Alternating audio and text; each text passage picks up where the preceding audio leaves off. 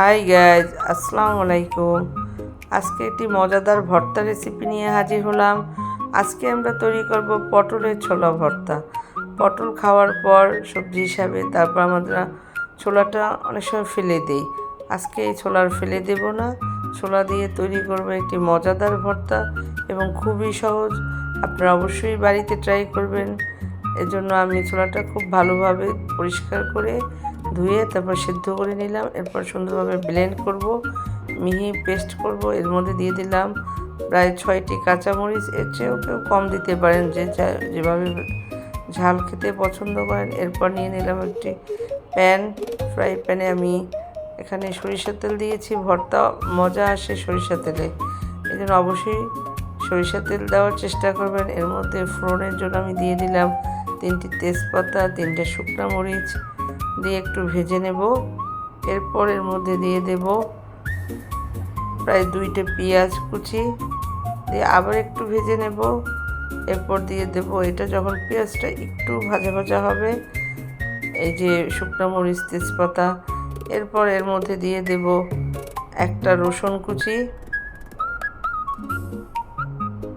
এটা আবার একটু ভেজে নেব। ভাজার পর আমরা এর মধ্যে দিয়ে দেব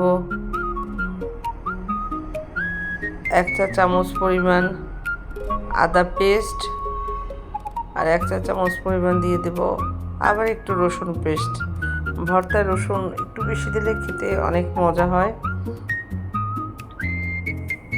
আবার একটু আদা রসুনটা আবার একটু ভালোভাবে ভেজে দেব যেন কাঁচা গন্ধ না আসে। এরপর দিয়ে দেব 1 চা চামচ পরিমাণ হলুদের গুঁড়া। এরপর আবার একটু ভেজে নেব। এরপর আমরা দিয়ে দেব আমাদের যে পটলের ছোলাটা পেস্ট করেছিলাম, ওইটা দিয়ে দেব। সুন্দরভাবে দিয়ে আবার ভালোভাবে নেড়ে দেব।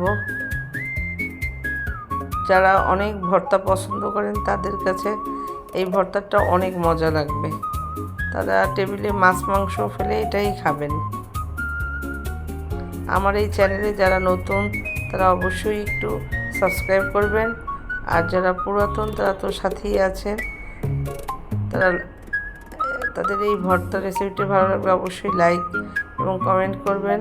ও আচ্ছা, এই ফাঁকে আমি দিয়ে দিলাম স্বাদ মতো লবণ। তারপর দিলাম 1 চা চামচ পরিমাণ জিরার গুঁড়া দিয়ে আবার একটু ভেজে নেব।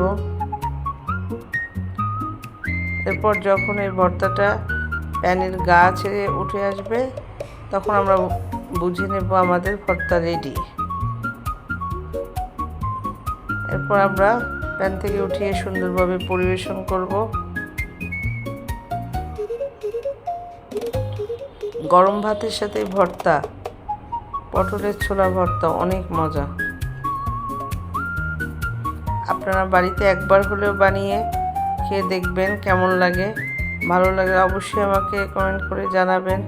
আবারও দেখা হবে অন্য কোনো নতুন রেসিপি নিয়ে। সেই পর্যন্ত সবাই ভালো থাকেন, সুস্থ থাকেন। আল্লাহ হাফেজ।